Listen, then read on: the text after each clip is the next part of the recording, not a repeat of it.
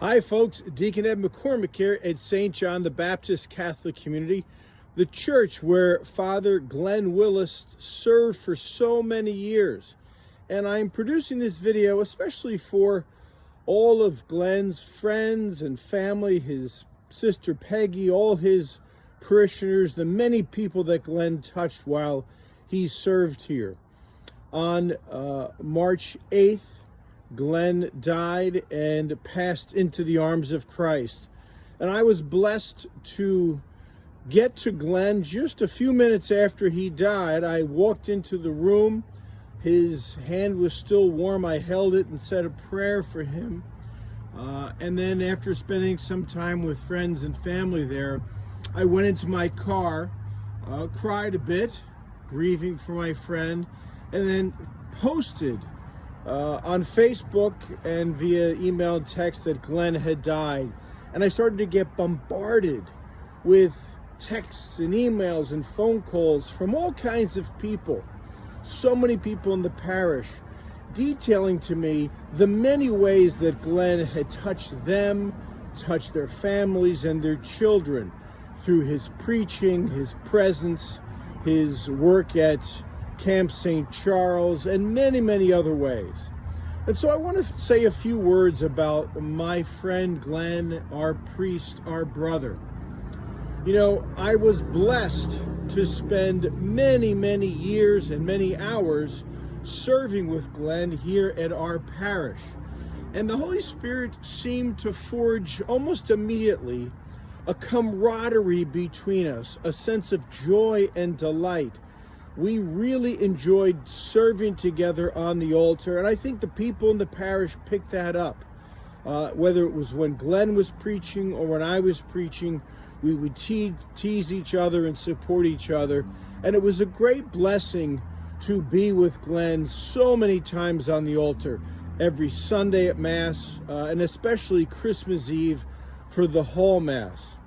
You know, and when Glen preached, his consistent message was to be kind to each other, to care for each other. And there were times when Glen would preach and I wasn't even sure what he was saying, but I noticed that the people loved him. So it almost didn't matter what Glen said because it was who Glen was. He embodied his consistent message of caring for each other and being kind to each other.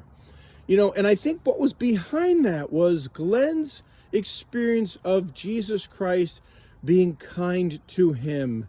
And that filled Glen with a lifelong conviction that he was called to be kind to others. And we all experience that. So whether he expressed himself in a homily that day clearly or not, that was the message people received from him. Now, you all know that Glen had a great sense of humor. I remember on one Mercy Sunday, we were standing at the front of the church and someone had parked their car right outside of the church in the fire lane. And out of the corner of my eye, just before Glen and I are about to process up to the altar, I see the pastor running down the side of the altar and gets up onto the altar and starts calling for the Mass to stop and asking in a bit of an angry tone that the person who parked outside move his car before he calls the police. And Glen turned around and looked at me and said, "Well, Ed, so much for Mercy Sunday." Boy, he had a great sense of humor. He also was a wonderful musician, as we all know, and every Easter he would sing his famous Resurrection song. On Christmas, he would sing that John Denver song with the refrain, "It is in all of us."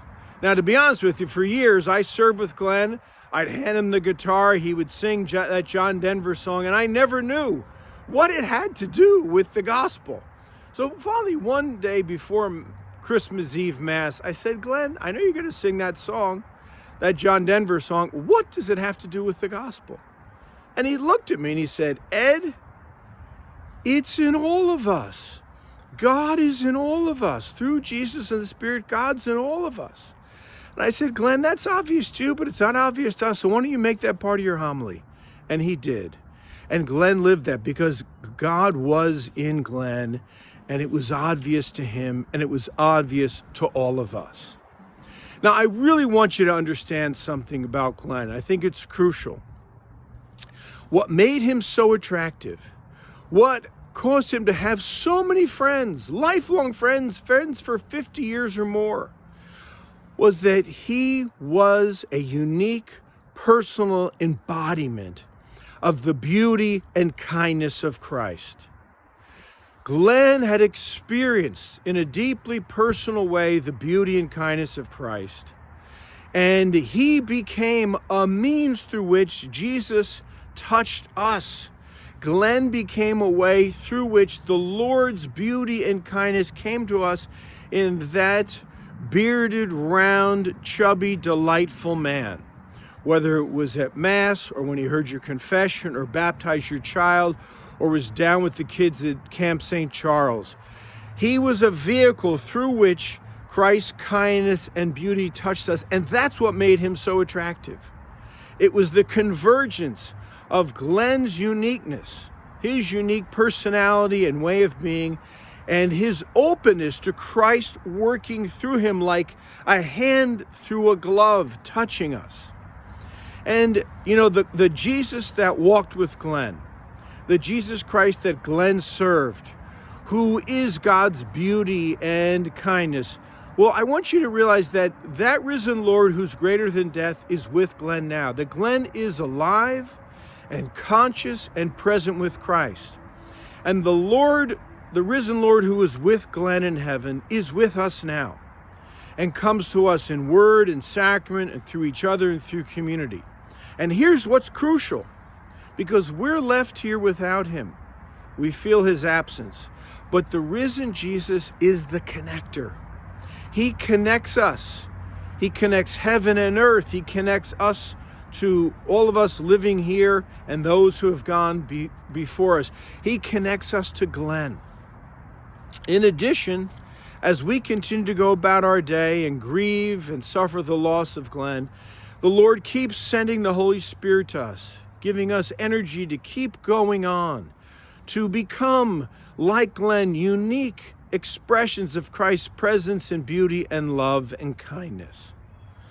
And so I want to conclude this video with an act of thanks. I want to thank Glen Willis, who I have no doubt is in the communion of saints.